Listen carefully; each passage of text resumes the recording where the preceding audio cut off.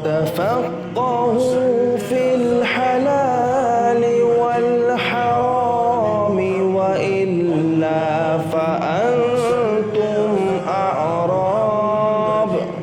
امام محمد باقر علیہ السلام نے فرمایا، حلال و حرام کو سمجھو ورنہ تم بادیہ نشین عربوں کے مانند ہو۔ اعوذ باللہ من الشیطان اللعین الرجیم، بسم اللہ الرحمن الرحیم، الحمد للہ رب العالمین، وصلی اللہ علی محمد وآلہ الطیبین الطاہرین المعصومین، ولعنت الدائم علی اعدائہم اجمعین من الآن الی قیام یوم الدین۔ اما بعد فقد قال اللہ تبارک و تعالی فی کتابہ الکریم وقولہ الحق وہو اصدق القائلین۔ بسم اللہ الرحمن الرحیم، احل اللہ البیع وحرم الربا۔ ہماری گفتگو مسائل فقہ میں معاملات کے باب میں شروع ہوئی تھی، اور پچھلے ہفتے آپ کی خدمت میں کچھ مسائل پیش کیے گئے۔ آج اسی بات کو آگے بڑھایا جا رہا ہے، اور دوسرا مورد کے جہاں پر معاملہ باطل ہے وہ ہے غصبی مال۔ غصبی مال کی خرید و فروخت اس صورت میں کہ جب کہ اس میں تصرف لازم آئے۔ اب یہ جو جملہ ہے اس کو پھر سمجھانے کے لیے تھوڑی سی وضاحت دینی پڑے گی۔ دیکھیں، تصرف کا مطلب ہوتا ہے اس کو استعمال کرنا لازم آئے، یعنی اس کو استعمال کیے بغیر آپ اس کی خرید و فروخت نہیں کر سکتے، تو پھر اس کی خرید و فروخت حرام ہے۔ اچھا، استعمال کے لیے یہ ضروری نہیں کہ آپ مثلا فرض کریں کوئی پلاٹ ہے تو اس کے اوپر گھر بنائیں رہیں تو ہی آپ کہیں استعمال ہوا ہے۔ بعض اوقات استعمال چھوٹے سے تصرف کے اوپر بھی کہلاتا ہے کہ آپ نے استعمال کیا۔ مثلا فرض کریں یہ موبائل ہے، میں نے آپ کو دیا اور آپ نے اس کو لیا، یہ لینا اور دینا یہ خود ایک تصرف ہے اس موبائل کے لیے۔ اب آپ کھولیں، اس کو یوز کریں، کال کریں، یہ تو آگے کے مرحلے ہیں۔ اس کے بغیر بھی اگر صرف آپ لین اور دین کر رہے ہیں، ایک چیز لے رہے ہیں ایک چیز دے رہے ہیں، تو یہ قبضے میں لینا اور قبضے میں دینا یہ بھی تصرف ہے اور استعمال ہے اس چیز کا۔ یہ چشمہ ایک مرتبہ یہ کہ آپ آنکھوں پہ لگائیں، اس کو دیکھیں، پورا دن گھومتے پھرتے رہیں اور اس کو دیکھنے کے ذریعے سے اس سے فائدہ اٹھائیں۔ ایک مرتبہ ہے کہ صرف آپ نے لیا ہے اور دیا ہے، کسی نے ابھی لگایا نہیں، لگانے کے بعد اس کو اس کے لینزز سے استفادہ نہیں کیا، لیکن صرف لین دین یہ بھی تصرف ہے۔ کہتے ہیں اگر اتنا سا بھی تصرف لازم آ رہا ہے، یعنی جو بہت ہلکے لیول کا تصرف ہے، تب بھی اگر کوئی غصبی چیز ہے تو اس کا معاملہ باطل ہو جائے گا۔ غصبی چیز یعنی مالک کی اجازت کے بغیر، مثلا کسی سے آپ نے چھینی، چوری کی، یہ سارے غصب کی مصادیق ہیں، اور آپ نے اٹھا کے وہ کسی کو بیچ دی، تو یہ غصب، یا کسی پہ قبضہ کیا کسی چیز پر، اور قبضہ کرنے کے بعد آپ نے اس چیز کو آگے بیچ دیا، تو یہ اگر تصرف لازم آ رہا ہے، یعنی اس کو استعمال کرنا پڑ رہا ہے آپ کو چیز کو، تو معاملہ باطل ہو جائے گا۔ اب آپ سوچیں کہ یہ تصرف کیسے لازم نہیں آئے گا؟ تو اس کی ایک مثال میں آپ کی خدمت میں عرض کروں، وہ یہ ہے کہ مثلا مثال کے طور پر آپ موبائل کے دکان پہ کھڑے ہوئے، شوکیس لگا ہوا ہوتا ہے سامنے، اچھا ایک آپ کے ساتھ ایک دوسرا بندہ کھڑا ہوا، اس نے آ کے اپنا موبائل رکھا ٹیبل پہ اور بھول کے چلا گیا۔ آپ نے کہا موقع اچھا ہے، آپ نے کہا یہ موبائل خریدو گے؟ اس نے کہا ہاں۔ اس نے ایسے ہی دیکھ کے، یعنی اٹھائے بغیر آپ نے اس کا سودا کر دیا، اس سے آپ نے اس کے ہاتھ میں نہیں پکڑایا، اس نے آپ کے ہاتھ سے نہیں لیا، نہ دیا نہ لیا، ایسے آپ نے اس کو سودا کیا، پیسے لیے اور لے کے چلے گئے۔ اب آپ نے موبائل بیچا ہے، غصبی ہے کیونکہ کسی اور کا ہے، لیکن اس میں تصرف لازم نہیں آ رہا ہے کیونکہ آپ نے ہاتھ میں اٹھایا ہی نہیں، نہ لیا نہ دیا، وہیں پڑے پڑے آپ نے اس کا سودا کیا اور آپ نے پیسے اٹھائے۔ اب وہی والی بات ہے، اس نے دیکھے بغیر آپ کو جتنے بھی پیسے دیے، آپ نے کہا میرے باپ کا کیا جا رہا ہے، اٹھائے لے کے چلے گئے، تو یہ معاملہ آپ کا حرام نہیں ہوگا، یعنی یہ آپ کا معاملہ باطل نہیں ہوگا۔ اب اس کو کیا کیا جائے گا؟ یعنی یہ معاملہ سے اس کا مطلب آپ پیسے استعمال کر سکتے ہیں؟ نہیں، پیسے بھی ایسے نہیں استعمال کر سکتے آپ، لیکن معاملہ باطل بھی نہیں ہے، بلکہ اس قسم کے معاملات لٹکے ہوئے ہوں گے مالک کی اجازت پر، کہ اگر مالک اجازت دے دے گا تو یہ معاملہ صحیح ہو جائے گا اور پھر یہ پیسے آپ کو مالک کو پہنچانے ہوں گے جس کا یہ موبائل تھا، اور اگر وہ مالک اجازت نہ دے تو پھر یہ معاملہ باطل ہو جائے گا۔ لیکن ابھی اس صورتحال کو چھوڑ دیں، ابھی اس صورتحال پہ ہم بات کریں کہ جہاں پہ تصرف لازم آئے غصبی چیز میں، تو وہ معاملہ جو ہے وہ باطل ہو جائے گا۔ یہ ہو گئی دوسری صورت حرام معاملے کی۔ تیسری صورت جو حرام معاملے کی ہے، ایسی کرنسی سے معاملہ کرنا جس کا اعتبار ختم ہو چکا ہو۔ آپ کے سامنے ہمارے ملک میں بھی یہ مسائل آتے ہیں کہ جی مثلا فرض کریں ایک ڈیٹ آ گئی کہ اس ڈیٹ کے بعد کیا کہتے ہیں اس کرنسی کا اعتبار ختم ہو جائے گا، لہذا اس کو آپ بینک میں جمع کرا دیں یا واپس کر دیں، جو بھی کرنا ہے آپ۔ مثلا فرض کریں 31 دسمبر کے بعد 5000 کا نوٹ نہیں چلے گا۔ اب آپ 31 دسمبر کے بعد جب اس کا اعتبار ختم ہو گیا اور حکومت نے جو اس کو ایک اہمیت دی ہوئی تھی کہ اس کو 5000 کا نوٹ ایز اے کرنسی تصور کیا جاتا تھا، اب وہ بالکل ایک ردی کاغذ کی طرح ہو گیا، کسی کو نہیں پتا، آپ اسی 5000 کے نوٹ سے اس کے ساتھ معاملہ کر لیں تو کہتے ہیں کہ یہ بھی باطل ہے۔ اسی طرح جعلی کرنسی، ہم لوگ تو کرتے یہی ہیں، کوئی زیادہ پیسوں والی چیز لینے گئے، 25-30 ہزار دینے، آپ نے ایک نوٹ اس میں ڈال دیا، آپ کے پاس جعلی آیا ہوا تھا، یہ جائز نہیں ہے، یہ حرام ہے۔ لہذا آپ اس 1000 کے جتنے بھی آپ نے اس میں وہ جعلی نوٹ ڈالنے، اگر ایک 5000 والا بھی ڈالا ہے تو آپ 5000 کے ضامن ہیں، اور آپ کی ذمہ داری ہے کہ آپ، یعنی آپ کے ہاتھ میں اگر جعلی کرنسی آ گئی ہے تو شرعاً آپ کے پاس یہ اجازت نہیں ہے کہ آپ اس جعلی کرنسی کو کسی اور کے حوالے کریں۔ اب یہ نقصان جو ہوگا یہ آپ ہی کا ہوگا۔ اگر کوئی اسٹیٹ بینک آپ کی کوئی مدد کر سکتا ہے تو وہ ایک الگ مسئلہ ہے، ورنہ یہ آپ کی جیب سے جائے گا۔ بہت سے لوگ گڈی میں ڈال کے بینک میں بھیج دیتے ہیں، بینک والے آگے چلا دیتے ہیں، یہ سب غلط ہے اگر جان بوجھ کے یہ کام کیا جا رہا ہے۔ خلاصہ یہ کہ جس کرنسی کی ویلیڈیٹی ختم ہو گئی ہو یا جعلی کرنسی، اس سے سودا کرنا باطل ہے، اس شرط کے ساتھ کہ جس سے آپ سودا کر رہے ہیں وہ بے خبر ہو، اس کو پتہ نہ ہو کہ یہ کرنسی جعلی نوٹ ہے یا یہ جو ہے وہ اس کا اعتبار ختم ہو چکا ہے۔ لیکن فرض کریں اگر اس کو پتہ ہے کہ 5000 کا نوٹ ختم ہو چکا ہے اور وہ پھر بھی لے رہے ہیں آپ سے، تو پھر آپ کا معاملہ باطل نہیں ہے۔ یہ تیسری صورت ہو گئی باطل معاملے کی۔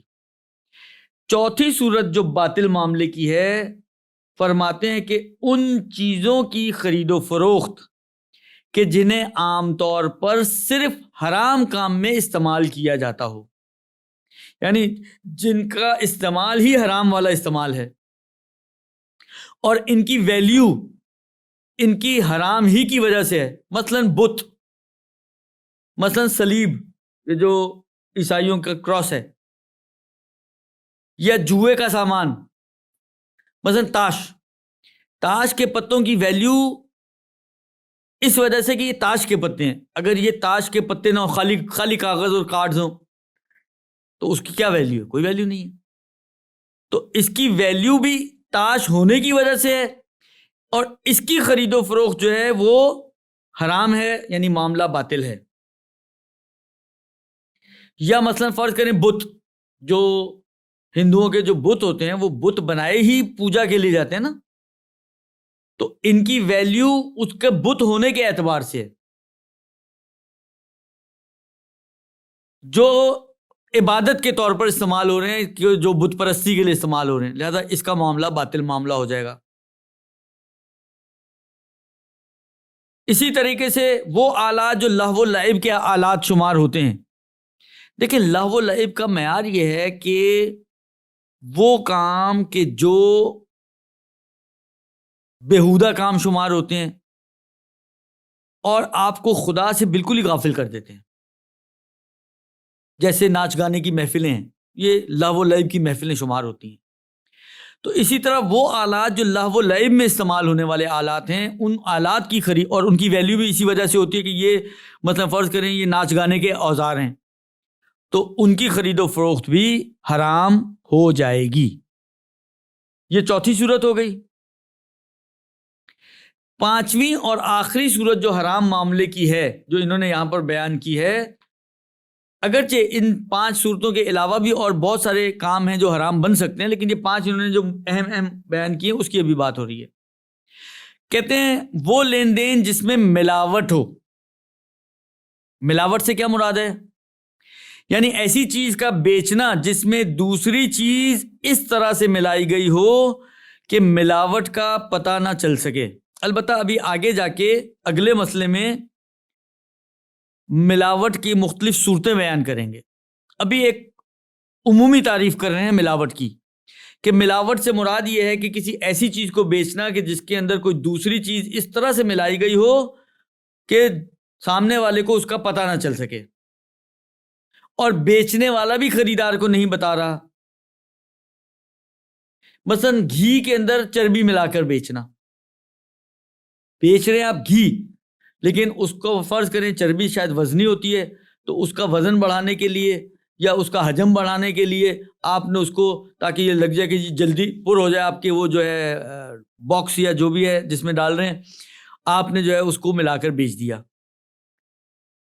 تو کہتے ہیں یہ معاملہ بھی باطل اور حرام معاملات میں سے ہے، اور رسول اکرم صلی اللہ علیہ وآلہ وسلم کا ارشاد گرامی ہے، من غشا فلیس منا، جو ملاوٹ کرتا ہے، غش یعنی ملاوٹ، جو ملاوٹ کرتا ہے وہ ہم میں سے نہیں ہے۔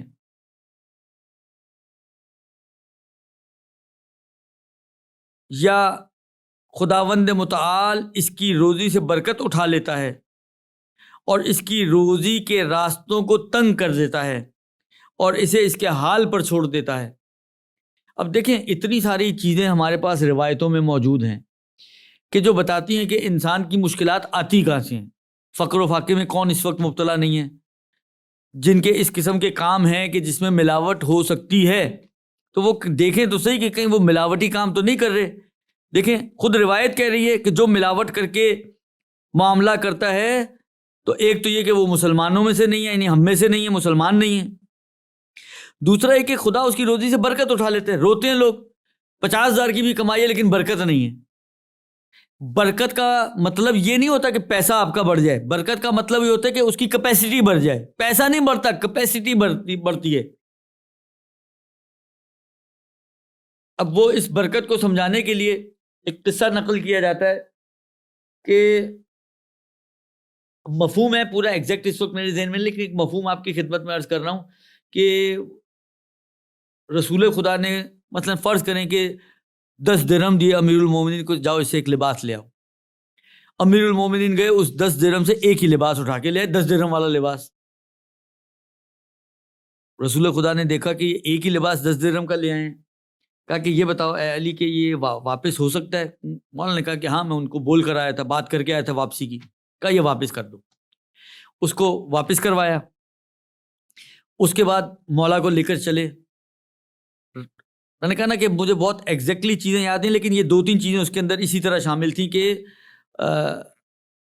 وہ جو ہے وہ انہوں نے گئے تو ایک کم قیمت والا لباس لیا، واپس آ رہے تھے تو ایک فقیر آدمی ملا، لباس کی ضرورت تھی، مول اس کو لباس دے دیا۔ پھر باقی پیسوں سے ایک اور آ گیا، ایک کنیز کو مدد کی ضرورت تھی، اس کے پیسے گم ہو گئے تھے، اس کو پیسے دے دیے، اس کی مدد ہو گئی۔ تو ایک اسی 10 درہم میں پیغمبر نے 2-3 کام کیے، جو امیر المومنین نے صرف ایک کام کیا تھا۔ اس کو کہتے ہیں برکت، کہ مال بڑھے گا نہیں، لیکن مال کی کیپیسٹی اس انداز سے بڑھے گی کہ آپ اس میں ایک سے زیادہ کام انجام دے سکیں گے۔ تو برکت اٹھ جاتی ہے اور روزی کے راستے تنگ ہو جاتے ہیں، یعنی اس کی طرح اس کی روزی تنگ ہو جائے، راستے تنگ ہو جائیں گے، یعنی اس کی آٹومیٹکلی رزق و روزی میں کمی آ جائے گی اور اس کو اس کے حال پر چھوڑ دیا جاتا ہے۔ تو مشکلات تو ہماری اپنے ہاتھوں سے کمائی ہوئی ہیں، اور ہم اپنے ہاتھوں سے جو کام کرتے ہیں اس کی وجہ سے انسان کی زندگیوں میں مشکلات آتی ہیں۔ تو یہ 5 معاملات ہیں کہ جن کو حرام معاملات شمار کیا گیا ہے، اور جن کو یعنی ان 5 میں ایک کامن چیز یہ ہے کہ ان 5 صورتوں میں معاملہ تو باطل ہے۔ اب گنہگار ہے یا نہیں ہے، ممکن ہے بعض صورتوں میں ہو، ممکن ہے بعض صورتوں میں نہ ہو۔ اس مسئلے کو ابھی ہم، کیونکہ اس جیسے ابھی ہماری گفتگو نہیں ہے، فعلاً اس کو ہم چھوڑ لے ہیں۔ انہوں نے کیا کہا کہ جی ملاوٹ والا معاملہ حرام ہے. اور ملاوٹ کی تعریف جو ابتدائی طور پر کی، یعنی کوئی ایسی چیز بیچیں کہ جس میں کسی چیز کو ملا دی ہے. لیکن ملاوٹ کا صرف یہی معنی نہیں ہے، ملاوٹ کے 3-4 معنی اور بھی کیے گئے ہیں. اب ان کو آپ کی خدمت میں عرض کروں. پہلا معنی جو ملاوٹ کا ہے وہ یہ ہے کہ کسی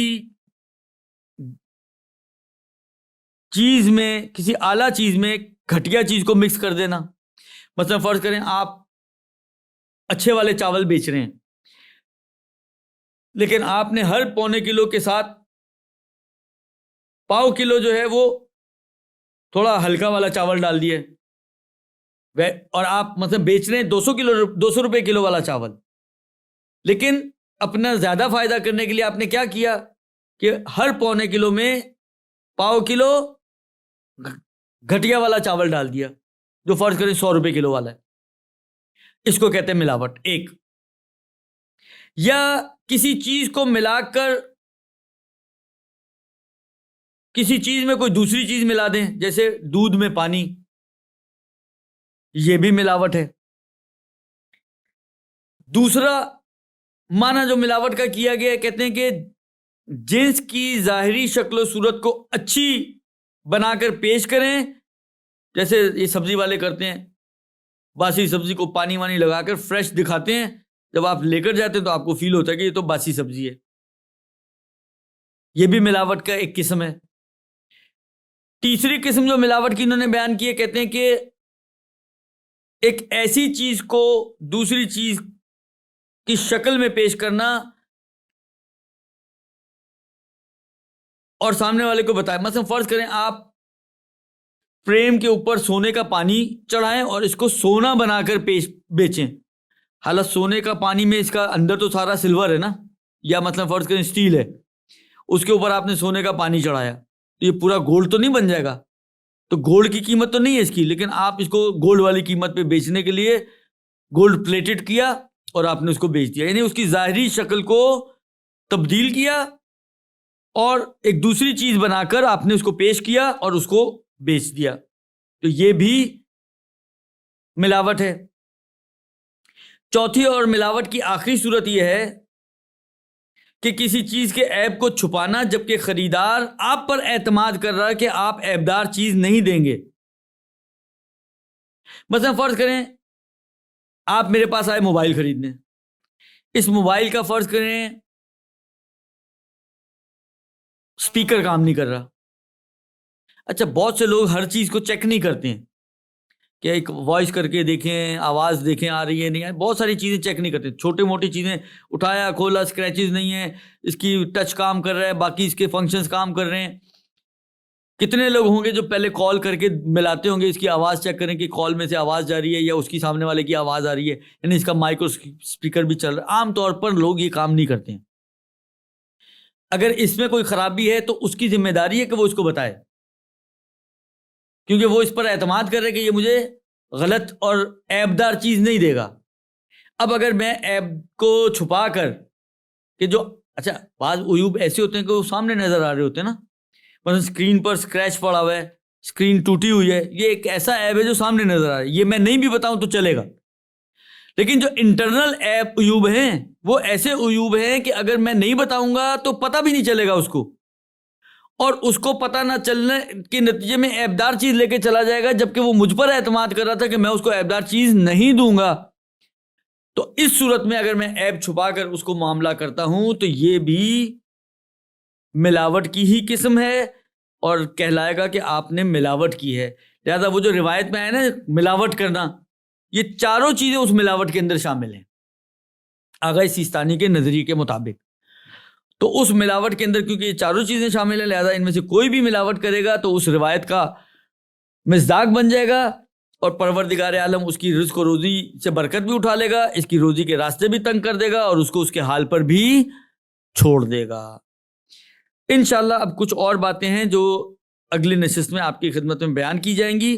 وآخر الدعوانا ان الحمد للہ رب العالمین وصلی اللہ علی محمد وآلہ الطیبین الطاہرین المعصومین.